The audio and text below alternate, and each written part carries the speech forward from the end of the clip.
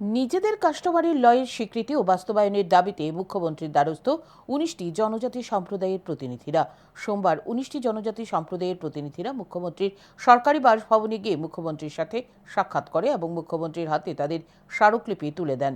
জানা যায়, মুখ্যমন্ত্রী তাদের বিষয়টি গুরুত্ব সহকারে বিবেচনা করার আশ্বাস দিয়েছেন। মুখ্যমন্ত্রীর সাথে সাক্ষাৎ করার পর প্রতিনিধি দলের এক সদস্য জানান, জনজাতি সম্প্রদায় ব্যতীত আর কোনো জনজাতি সম্প্রদায়ের কাস্টমারি ল এখনো স্বীকৃতি পায়নি। এ নিয়ে বিভিন্ন সময় সরকারের সাথে আলোচনা হয়েছে। স্মারকলিপি প্রদান করা হয়েছে ২০২২ সালের ২৮ ডিসেম্বর এডিসি অধিবেশনে।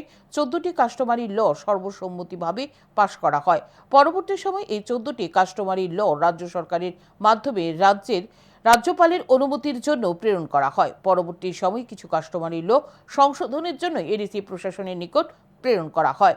বাকিগুলি রাজ্য সরকারের কাছে পড়ে রয়েছে। তাই তাদের দাবি, যে সকল কাস্টমারি ল এডিসির অধিবেশনে পাশ করানো হয়েছে সেগুলিকে দ্রুত রাজ্যপালের অনুমোদন নিয়ে কার্যকর করা হোক।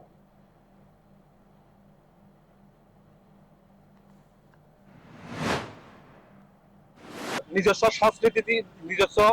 সংস্কৃতি বা রীতিনীতি দিয়ে পরিচালিত হতে গেলে প্রথমে দরকার কাস্টমারি ল।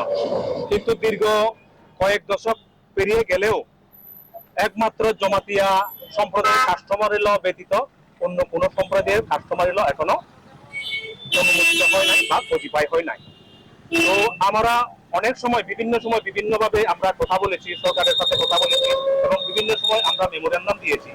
তো এরপর গত ২০২২ সালের ডিসেম্বর মাসের ২৮ তারিখ এডিসি অধিবেশনে ১৪টা কাস্টমারি ল সর্বসম্মতিভাবে পাশ করা হয় এবং সেই কাস্টমারি ল গুলা রাজ্য সরকারের এখানে রাজ্যপালের অনুমোদনের জন্য পাঠানো হয়।